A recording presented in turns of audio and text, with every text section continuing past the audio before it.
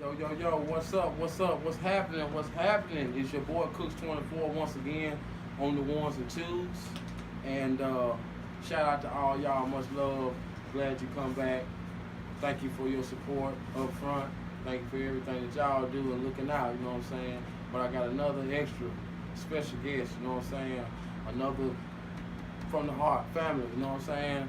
A young brother that, you know what I'm saying, I watched grow up, and I didn't know that he was gonna get to where he got you down, but he really worked his way up, you know what I'm saying? Y'all know the intro, y'all know how I do. So, here we go. AKA Mr. Heart over height. I ain't never heard that. AKA we going up. We going up. You know what I'm saying? AKA HBC is the greatest. AKA I love Iverson. You know what I'm saying? AKA I used to be babyface, now I'm bearded up. Alright? My cuz, Jay Young, Mr. Young City. What's up, I need? You know what I'm saying? Finally, we here. Yeah. I told you. No, I told you. I told you. I told you. It's about time that we got here, man, and we finally here, man.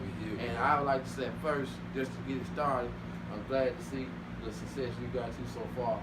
And ain't nothing but hard work. Ain't nobody give it to you. You work for it. You know what I'm saying? Trying, bro. You know what I'm saying? Off the research I did, off of watching you. You know what I'm saying? After checking your vids out, you know what I'm saying? We're going to get into it. You really put in your work, man, and you know what I'm saying? It shows. It's paying off. Hard work shows. You know what I'm saying? So you're a good example of hard work pays off.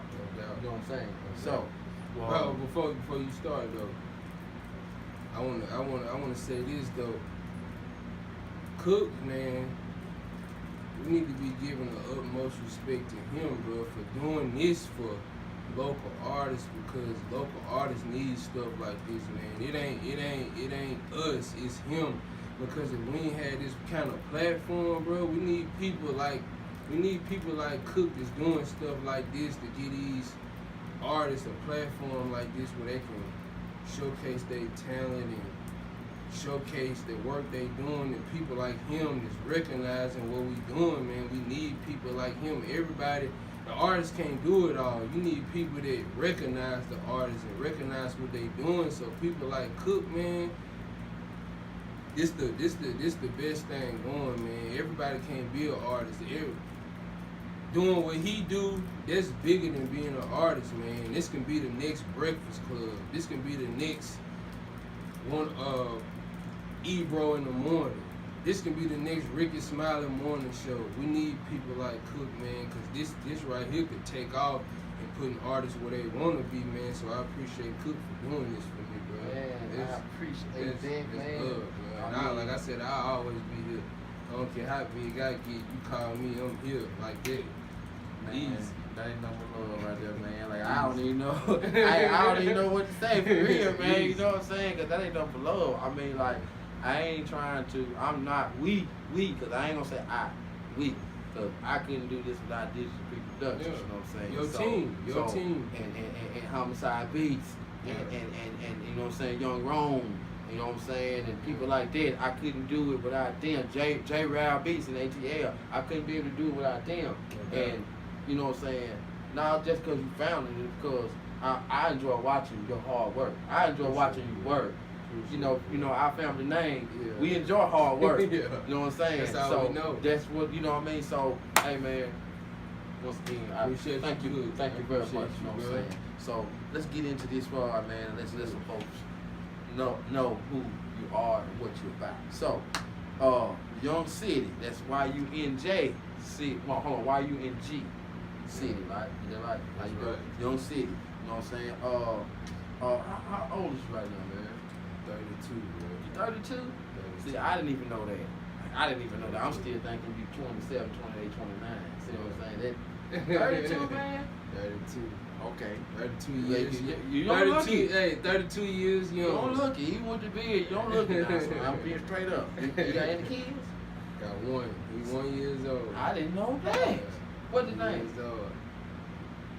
I'm gonna let you guess. I'm just let you guess. You already know what I be on. I want you to guess his name. Let me see. If I give you three chances, I believe you'll get it if you know what I'm on. If I give you three chances, I believe you'll guess his name. You gonna blow your mind too when I tell you. Man, like, I'm gonna go ahead and just get out the way. Is he a junior? No. Ain't a junior. Okay, ain't a junior. Just think about what I be on. What you be on? It's simple too, easy. You said it earlier. You said his name earlier. I did? Yeah, you said his name. You didn't even know you said it. Well, you got me shook up. I wonder what I'd have said. His name Iverson, bro. My son named Iverson. For real? Iverson Noel. I named him after my partner. Oh, man. Yeah. So, Iverson you should Noel. know, that's your partner. Iverson Partner Yeah. right there. Iverson Shout out Noel. B Noel. I ain't forgot you, man. The do-rag. I remember the do-rag. Every day at Jack's, you got the do-rag on. That's my knee. Noel, I see you, knee. Woo. I'm the biggest Man. Iverson fan, man. I'm the biggest Iverson You already fan. know I know side shot. You know what I'm saying? So I Yeah. might have you beat, but nah, you probably got it beat now. You probably got it beat now. Yeah, you probably got it beat now. So we all know that the hometown is HBC. You know what I'm saying? For anybody who wondering, you know, we keep calling HBC, that's Hillsborough. I say Hillsborough community. Some folks say Hillsborough County. Some folks say Hillsborough City. It's Hillsborough to us. No matter how Hillsborough click, that's the squid dog. You know what I'm saying? Like, out of all the squid dogs, I don't care who your squid dog is, HBC.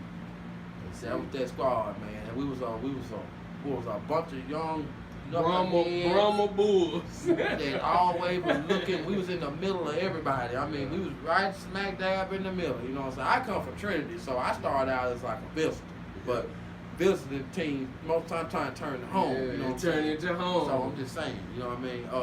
So you being in Hillsborough, pretty much went to school East Lawrence. You know, I already know that. You flew through there. You know what I'm saying? East Lawrence Eagles, you know, he flew through there, you know what I'm saying? So now you did play basketball and football too, right? I played basketball. Play basketball, you know what I'm saying? You did pretty straight too. I know you always stay outside ball, so I know, you know what I'm saying? Yeah. So when did you start in the music? Like what was because I remember the freestylings and I remember the rapping at the game and the circles and I remember, you know, sitting around, but when did you actually like say, hey, I'm gonna be an artist? For the people that don't know, man, my daddy, man, he always, since I was born, he always been a musician in the church. He was always in the keyboards. Ever since I've been born, he was always, so we was always, and then he was always doing production for gospel artists. So me and my sister, we was always in the studio with him, but we always in the background playing, joking, laughing. But we never did, looking back at it, never did know that it was being instilled in us. We didn't look at it like that then. We always in the studio, so it wasn't nothing for us just being in the studio, not actually doing no work, but we was always in there because my daddy was always a musician. He always used to try to get us to play the keys, and I was never interested in playing no keys. But my sister, she did it a little bit. She took piano lessons and stuff, but we was, like I said, we always grew up around music, man. And then when I got introduced to hip hop and stuff, so I was always intrigued to the hip hop. But that was just as a kid growing up. Even in high school, I was always listening to music. I was always masterminding the music, but I always wanted to be in music, but I never thought I could be an artist. Just being a kid, being insecure. I was like, man, and my biggest fan I was a huge fan of Wayne. I always listen to Wayne, Old Cash Money, With Your Mind, and Adrian. Yeah, cool. You. Yeah. So yeah. I'm like, man, I could never be that. But So, after I got out of school, I moved to Montgomery. I went to Alabama State for 2 years. Okay. My second year at Alabama State, I had a roommate. How old was you then? I was about, my second year, I was about 20. I want to say about 20. 20.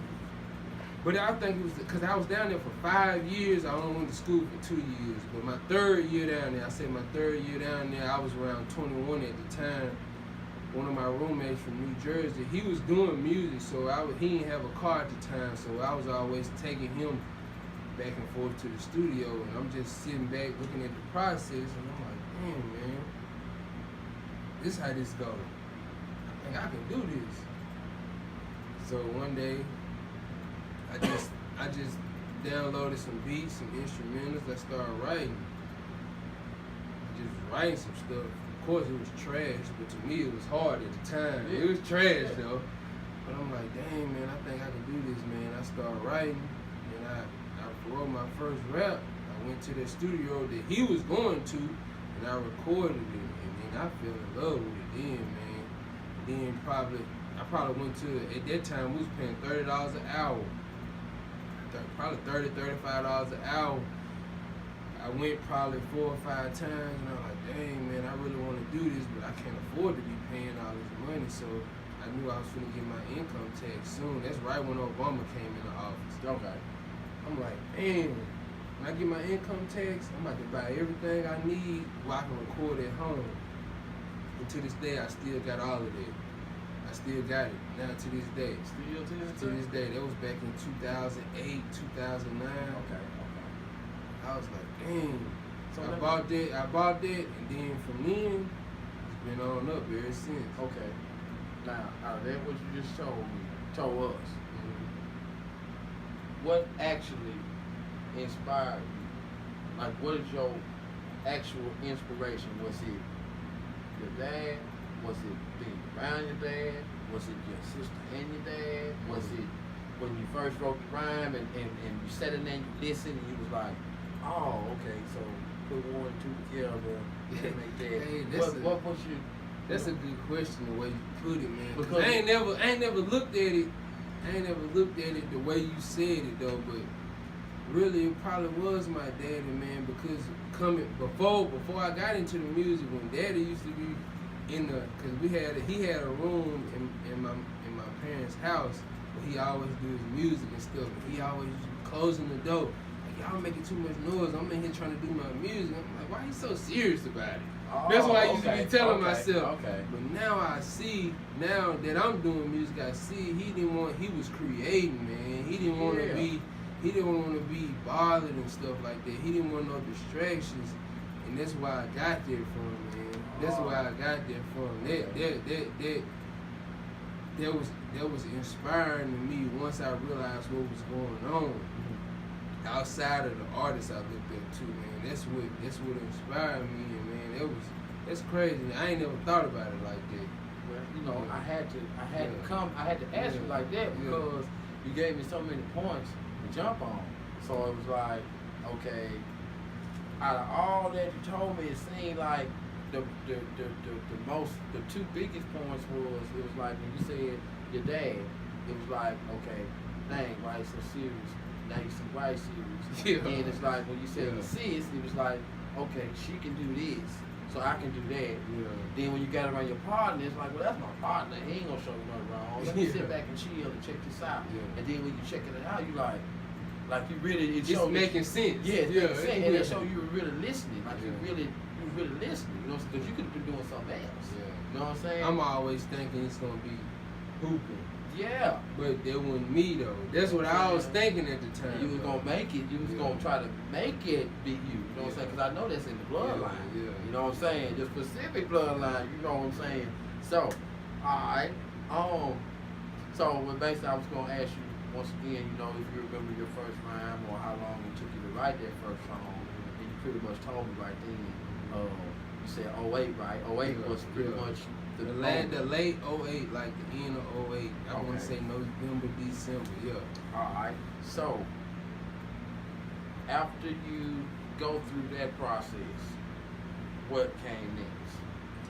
What came next? Like I said, right after that, 08, 09, 2010, that's when the new year started.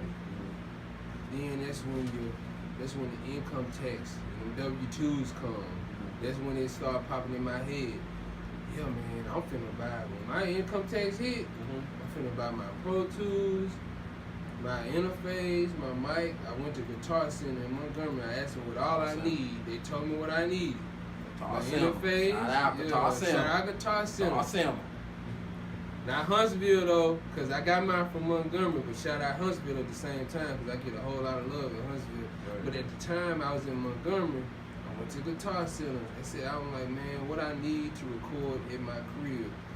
My interface, I already had my computer, my interface, my Pro Tools, and my mic. I already had my speakers and stuff. I bought my stuff. It was March 2009. I bought my stuff, man. That's when I started putting out. That's when I just started putting out music. Like I told you before we started recording, man.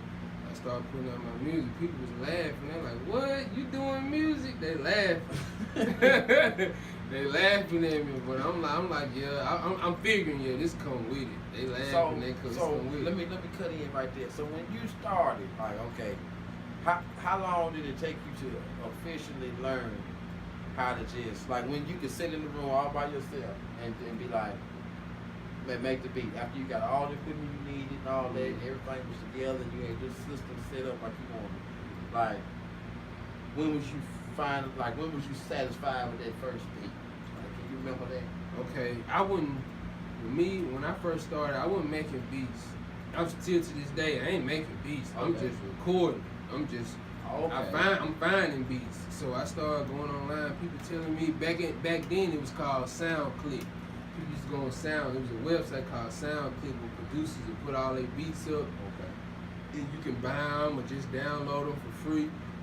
I started downloading beats. Started rapping on them. And we had a little group called the Chiefs. The Chiefs, man, we just started making a whole lot of music, man. We just putting it before the Chiefs. I'm going too far. I'm going too fast. Before the Chiefs, I just started putting out getting me beats offline, rapping over, putting them out, man. I put my first project out called My World. It was my project. I did a few of original beats, and I did a few songs was instrumentals with people like main artists, like Drake, Lil Wayne. I already had beats. I'd take their beats and I'd rap over them. Okay. So I had a mixture there. You could do that. At one point in time, you could do that. They trying to bust your ass now. You do shit like that. But it was just out. That's if you trying to sell it. But I was just putting it out just free. I'm just getting my feet wet. I'm getting my feet wet. It was my first project, man. When I finally finished it and I played it back, man, I got so emotional. I'm like, man, I'm really doing this. So I just started putting stuff out, and man, that's when they was laughing. But that's just how it grew. So I can say this because I know where you come from. Yeah. So you know about out the Trump era. Yeah. You know what I'm saying. You know what I mean when I say out the Trump era. That's how we did it when I first started. Because at your time, even though I'm old school, at your time still. It wasn't no streaming. Yeah. It wasn't you know what I'm saying? Well, in fact, you know what I'm saying? That's when it was first kicking off. So basically, what pretty much was the two major social media sites at that time? Or were they probably, you know what I'm trying to say? It was MySpace, and Facebook. MySpace was the biggest at the time. At the time, MySpace was the biggest. Facebook was just starting off. Facebook, I say Facebook kicked off when I really got hip to it was 2005. But putting music out on it and stuff, I started putting music out on Facebook and MySpace. And folks were picking it. It wasn't a whole lot of people, but I say right up under 100 people was checking my stuff out. On a different note, when it came to that putting your music on there, do you think MySpace was a little bit easier to do it on than Facebook was? Like the way, like say MySpace at its top before they forgot about, and Facebook now. Do you think MySpace was still easy to put your music on? It was easy because you can make a profile jump. Yeah. Like you can make your profile do some stuff. It was. I feel like at the same time Facebook was. Facebook was kind of easy too, but more people was on MySpace. Yeah. You had more because around 2009, 2010, that's when MySpace was at its peak right there. That's when everybody was on MySpace and people was just now gradually going to Facebook. Okay. They was just now going to Facebook. They were like, but at that time, Facebook was more like for college students. That's what Facebook was for. Then it went to everybody, and they just killed out MySpace. I can feel that. Yeah. I can feel that. Okay. Yeah. I can feel that. All right. Let's jump back in. So, we done got through the build up, then, you know what I'm saying, your process of learning it yourself and coming through. But like you said, you wasn't making beats, you just making sure you was getting recorded. Yeah, I was just getting. You was gonna get the music anyway at that time. I'm gonna get the beats. I just need to be You know what I mean? recorded. Okay, so now we get to where you starting to pick up now. So basically, you let's say this clique that your team. Mm-hmm. How did that come about? That came about, man, just like anybody else. It's just more homeboys. They rap, you rap. Oh, we got something in common. Let's start a little group. Let's start a little team. The Chiefs. We call ourselves the Chiefs. At the time, you already know what we was doing. We chiefing. So we call ourselves the Chiefs. It was about 4 or 5 of us. We just rapping. I was already doing my own thing anyway, but it's even better when you got people around you that rap too. So that's just gonna make your skill set go up a little bit more, because you want to be better than everybody. You want to be better than, so that's how that came about. But I feel like at the time I was the only one. I didn't see it at the time, but looking back at it, I was the only one that was really serious about it. Okay, because people that was in that, we wouldn't even. They ain't rapping now. So that clique is anybody from that clique beside you that we clique you with now? No, they ain't rapping. They ain't even putting out nothing. music, period. They ain't doing nothing. No, that was just something that was happening, but I just, at the time, you don't see it. But now you looking back at it, I was the only one. Because you had to know that I was serious about it, because I'm the only one that bought the equipment. I'm the only one that was buying everything we needed, so I was the one that took it more serious. Then the end of 2010, I moved back home. Then we had a different. So when I moved back home, I see I'm the only one serious about the Chiefs. They quit rapping, so I started a new Chiefs. That's when I brought different people in. That's when my sister came in. I didn't even know I knew my sister knew music, but I didn't know she was on the rapping scheme. And you shared that roof swag last night. Yeah. My sister on it. Okay. Yeah. Okay. Yeah. Okay. So my sister came in. And then my boy Fitted, that's on AIMZ, on that Ames. Yeah. So me and him the only ones to still rapping. My sister she kind of fell back behind the scenes. She like one of my managers now. I got 2 managers. I got her and my official manager, Taylor. Shout out to both of them. So they fell behind the scenes, but Fitted, he's still rapping now. That's the one that's on all of my zone. Yeah. Yeah. Zone. Yeah. Get to that one. I can't wait to get to that. Yeah. So, Pyramid Gang. Okay. I would like to know what they could like. Who makes Pyramid Gang, and you know what I'm saying. Tell me what they do for you. Okay. I started Pyramid Gang. I could be wrong on the dates. It could have been late 2017, 2018. I'm confused on the dates because it's been so much to happen. But I signed a Pyramid Gang. Shout out Jameers. We were just trying something. I just needed a bigger platform just to get my music out there, because I didn't know everything about the music business. All I knew was studio, recording, studio. Working. And it's more than that. It's a whole, when you're doing music, man, it's a whole lot more than just recording and doing music. So I met up with Jameers through a cousin of mine. I seen him, I was helping my cousin do some side work. He was like, yeah, this dude got his own record label in Decatur. I'm like, what? I'm thinking he playing.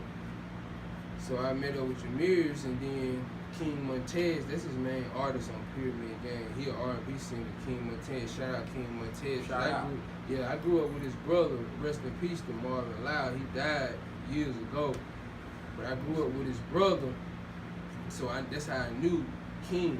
Okay. Then I just chopped it up with King, and he was telling me about Pyramid or whatever, and then he was telling Pyramid about me, and I ended up signing with Pyramid Gang, and we dropped Levels. That's how Levels came about. That was the name of the album. We dropped Levels. To make a long story short, we dropped Levels, and then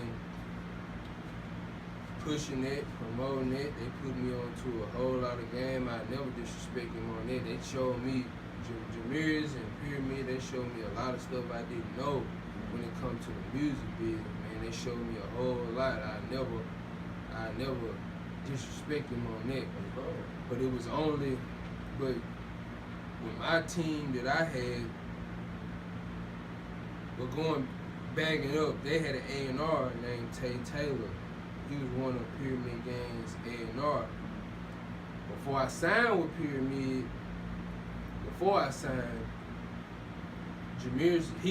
Jameers is the CEO of Pyramid Gang, and I wanted to sign with him, but at the time, Jameers was telling me, man, I really can't sign you because I ain't got the manpower, I ain't got nobody to help you because I ain't really got a lot of people on my staff. Then his A&R hit him like, man, look, we can't let this dude go. I manage him. He ain't got no manager. I manage him. This one is an A&R. I'm like, cool. He hit me up like, man, I'm willing to manage you. You want to sign? I'm like, bet. So he became my manager. I signed. Levels. It blew up. So make a long story short, after we did Levels, man, we did all of that, and then I just felt like it'd be better on me to go back independent. Because I had my own studio, I had my own team. It just made more sense business-wise for me to go back independent. So I left Pyramid Gang, I went back independent, and we started Levels Entertainment. That's something we started now. So now Levels Entertainment is the engine now. Yeah, because Levels blew up so big, man. It was in so high demand as far as merchandise and the music. I was gonna drop Levels, and because Levels was just the name of my album, so I was just gonna. We pushed that album for a whole year, whole 2018. So I'm thinking on to the next. People, man, I need Levels gear. I'm still bumping in Levels, man. When you gonna come with Levels 2 and all that? So me and my sister and my manager, we just talking. Man, they still on Levels, man. We trying to go on to the next. Yeah. So we can't just let it go like this. So we just started Levels Entertainment, and man, I just went back independent, and now it's Levels Entertainment. Okay. And independent is that building with the big too. I mean, straight up, like, you know what I mean? Digital P told me all the time, man. I ain't signing to a damn thing. Yeah. Independent don't, I mean, that we always tell me, you know what I'm saying? Homicide told me the same thing. Gotta get to myself. But I wouldn't, even though it's independent now, I would never. Still. So that ain't no shot. Still, it's just that now you done people that help you grow. Now it's time for you to show you grown. I wouldn't do nothing different. I wouldn't say I wouldn't go back and not sign with Pyramid, because if I wouldn't have signed with Pyramid, it wouldn't be where I'm at now, because they put me on a lot of games, bro. Jay taught me a lot of stuff, even though he even younger than me, but he showed me a lot of stuff that I didn't know.